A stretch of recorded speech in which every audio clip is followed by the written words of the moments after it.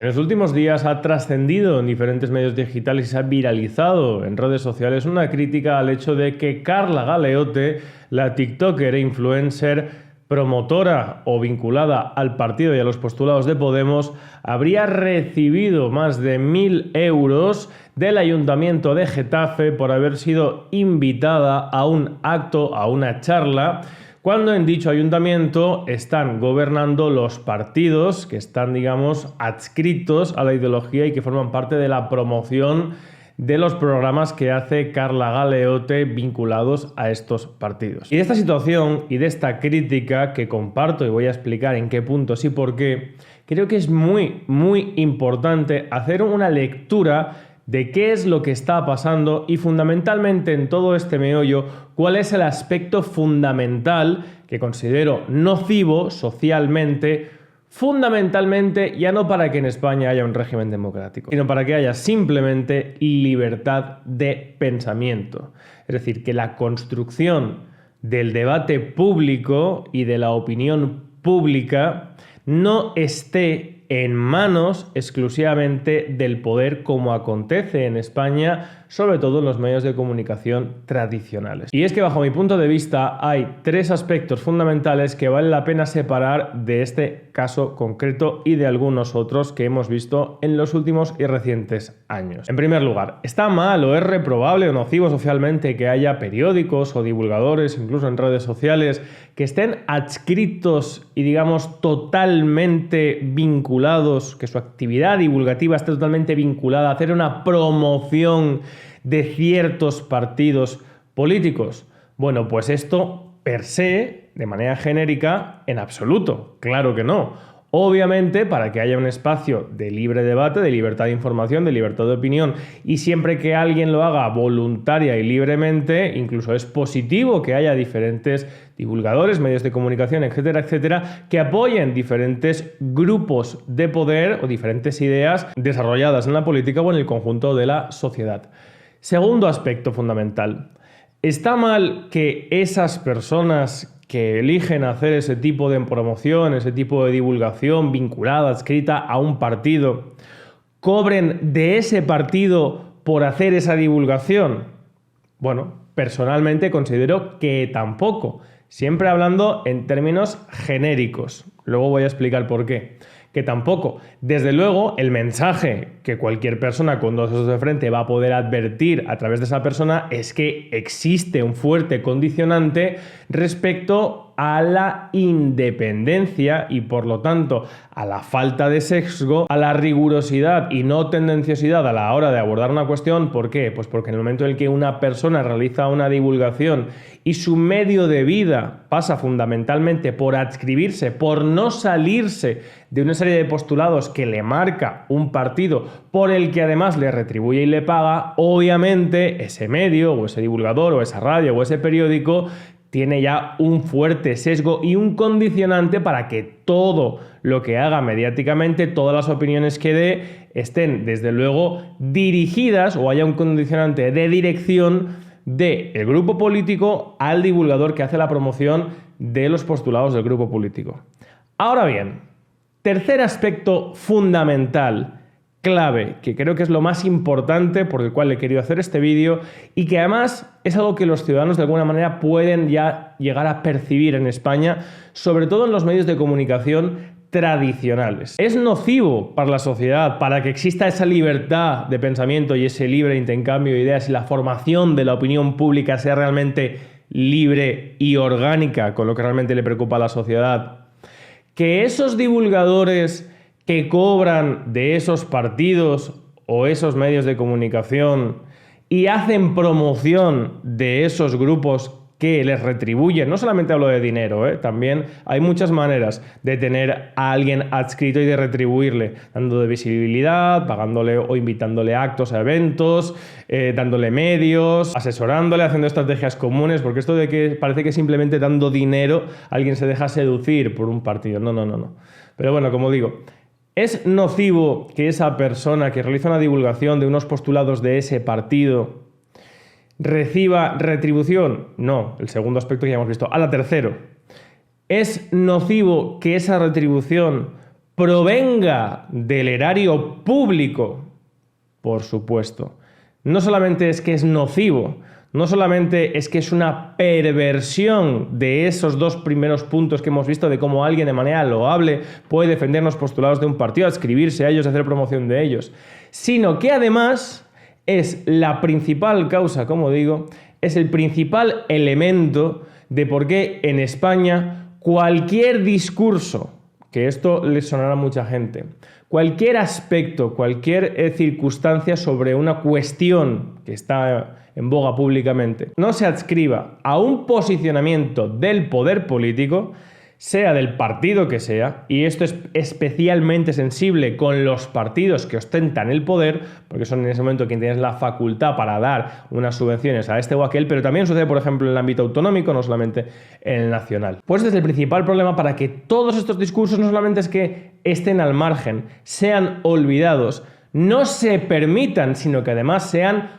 perseguidos. ¿Por qué? Pues porque los medios de comunicación se convierten fundamentalmente en herramientas de promoción del poder. Esos medios de comunicación subsisten en gran medida gracias a lo que reciben al erario público y a cómo los políticos les dotan de medios a través del erario público para poder mantener una línea editorial que a ellos les interesa. Y fundamentalmente y especialmente sensible y preocupante en el caso de España es el hecho de que todos y cada uno de los partidos, sin excepción, viven del erario público. No solamente viven del erario público, sino que para poder subsistir, su manera de nutrirse, de sobrevivir, pasa forzosamente, de acuerdo con la ley de hierro de las oligarquías, y así es, por colocar a amigos, correligionarios y familiares en la instancia gubernamental administrativa en la cual ellos tienen mano. Esto pasa con todos los partidos, los que han hecho gobierno nacional, los que están haciendo gobiernos autonómicos o incluso en los municipios. Y cuando año tras año, década tras década, esto, sin que esté medido ni controlado absolutamente por nadie, porque los políticos no solamente nombran a los jueces, hacen leyes, las aplican, sino que además también nombran, por ejemplo, el Tribunal de Cuentas. Pues cuando esto se sucede a través del tiempo, es cuando tenemos estructuras anquilosadas, elefantiásicas, ineficientes, inoperantes, como en el caso de la administración española, donde hay personas que están haciendo el mismo trabajo en comunidades autónomas, diputaciones, etcétera, etcétera, porque lo que le importa al partido es tener a ciertas personas en diferentes sitios, a través de empresas públicas, a través de festividades, a través de la organización de eventos en municipios, pero también en diputaciones, en comunidades autónomas, etcétera, etcétera. ¿Y a dónde lleva esto al final? Pues lleva al final a que los partidos pierden su sentido de origen.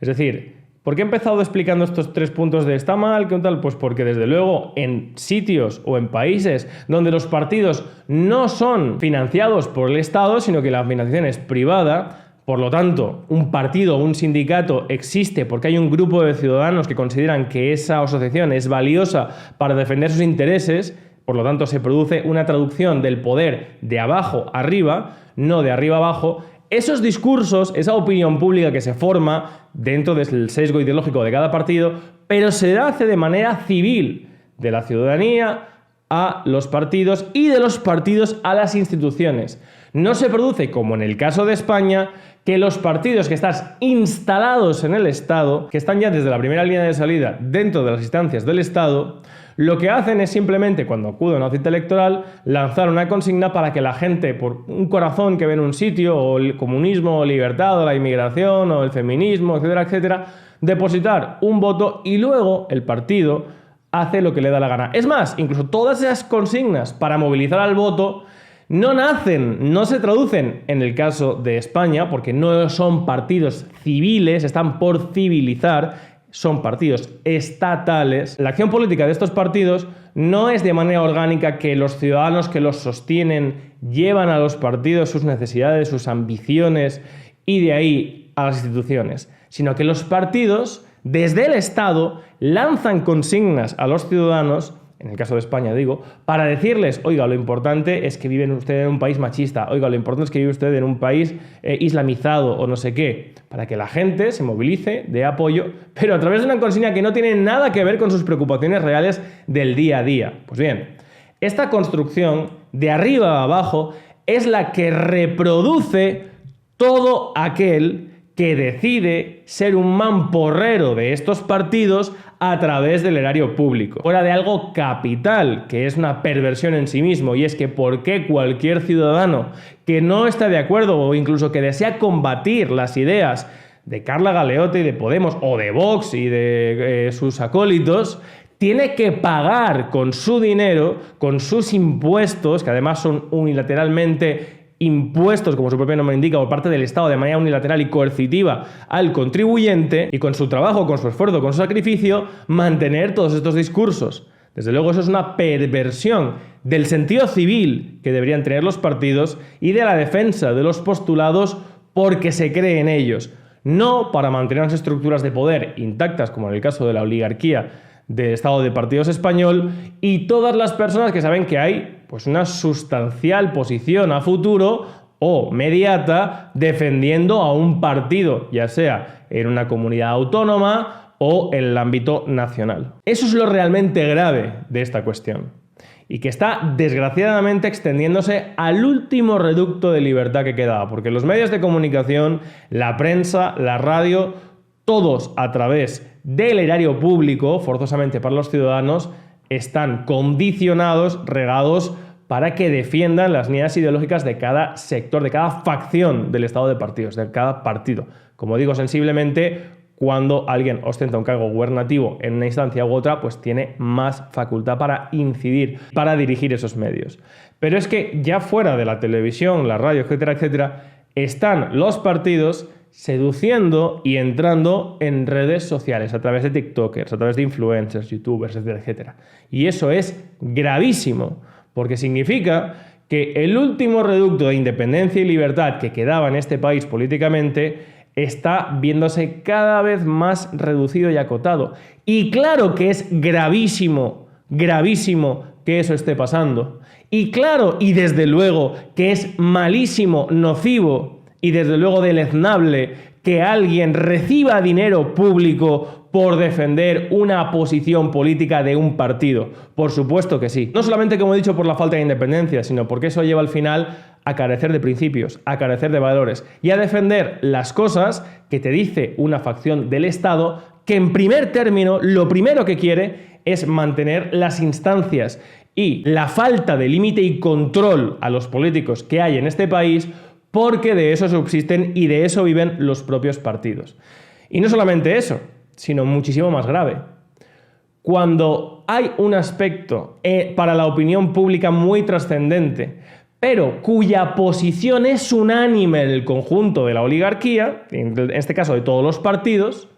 el problema es que no se permite disidencia en contra y a cualquier disidente se le combate. No solamente se le combate, se le persigue. Por ejemplo, en la guerra de Ucrania. Por ejemplo, con el tema del confinamiento en la pandemia. Donde todos los medios de comunicación daban las mismas noticias, dan las mismas noticias de la misma manera, con las mismas mentiras en muchos aspectos. Y el último reducto, el único sitio donde la gente podía consultar otros datos, ver otros argumentos, contrastar otras opiniones, era Internet. Sí. Los divulgadores de Internet estuvieran adscritos también a algunos partidos del Estado que en ciertos momentos están en ciertas instancias gubernamentales y por lo tanto su discurso estuviera condicionado por ello, eso desaparecería. Y este es el aspecto grave que quería poner de manifiesto con esta cuestión, a través del caso de Carla Galeote, pero bueno, hay muchos que ya hemos visto, desgraciadamente, en los últimos años, algunos que he visto hasta de cerca. Carla Galeote, Alan Barroso, el caso del Liberal, etcétera, etcétera. Por lo tanto, si hay una lucha importantísima en este país, aparte de establecer los límites y control de la clase política, es ya no que los partidos puedan financiar a nadie, eso hasta, ya he dicho, no está mal, sino que esa financiación provenga del erario público, porque así es como muere la libertad de información, así es como muere la libertad de pensamiento, que son aspectos básicos, capitales, ya no para vivir en un régimen democrático, que no lo hay, sino en un régimen de libertades. en un régimen de libertades. Quedaos con esto que acabo de decir. Nada más, muchas gracias por ver el vídeo, compartidlo si os ha gustado, suscribiros, salud y libertad colectiva.